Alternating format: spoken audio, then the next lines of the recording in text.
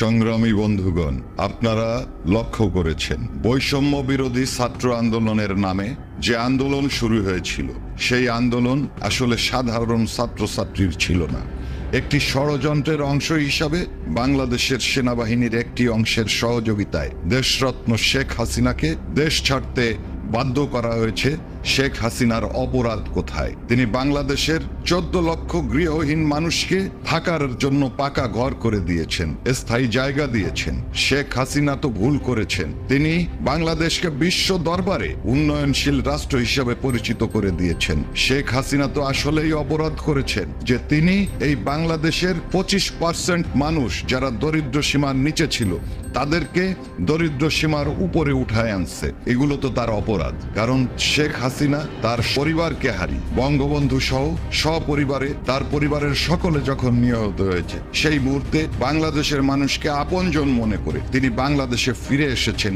বাংলাদেশের মানুষের ভাগ্য উন্নয়নের জন্য সর্বোচ্চ চেষ্টা করেছেন, এটাই তার অপরাধ। আজকে আমি বাংলাদেশের সাধারণ মানুষকে একটা কথা বলতে চাই, আপনারা আপনাদের বিবেকের মুখোমুখি হন। শেখ হাসিনা যদি এই দেশের উন্নয়ন করে থাকে, তাহলে শেখ হাসিনাকে সসম্মানে দেশে ফিরিয়ে আনার জন্য আপনারা অন্তপক্ষে আপনাদের বাড়িতে বসে আপনারা শপথ গ্রহণ করুন। ওই বাড়ির কয়জন থেকেই শপথ গ্রহণ শুরু হোক, এবং সেই শপথের গুণে আমরা অবশ্যই দ্রুত শেখ হাসিনাকে সসম্মানে দেশে ফিরিয়ে আনবো ইনশাল্লাহ। বাংলাদেশ আওয়ামী লীগ 5 তারিখের পরে আবারও যখন ঘুরে দাঁড়িয়েছে, শেখ হাসিনাকে বল প্রয়োগে বিদেশে যেতে বাধ্য করার প্রতিবাদে বাংলাদেশের বিভিন্ন জেলায়, বিভিন্ন উপজেলায় যে প্রতিবাদ মুখর হয়েছে, সেই খবরগুলো আজকে আমাদের মিডিয়ায় আসছে না। তার কারণ মিডিয়ার ত্রুটি চেপে দেওয়া হয়েছে। মিডিয়াকে বাংলাদেশের সাধারণ মানুষের কথা বলার যে অধিকার, সেই অধিকার থেকে তাদেরকে বঞ্চিত করা হচ্ছে।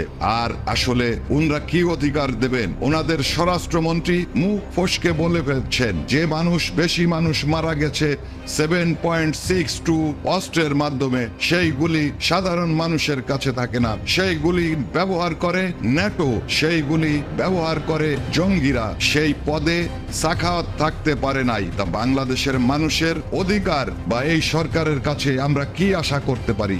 সাংবাদিক ভাইদের উদ্দেশ্যে বলতে চাই, আপনারা নির্ভয়ে সংবাদ সংগ্রহ করুন। আমরা জানি আপনারা জীবনের মায়া ত্যাগ করে গুরুত্বপূর্ণ সংবাদ সংগ্রহ করেন।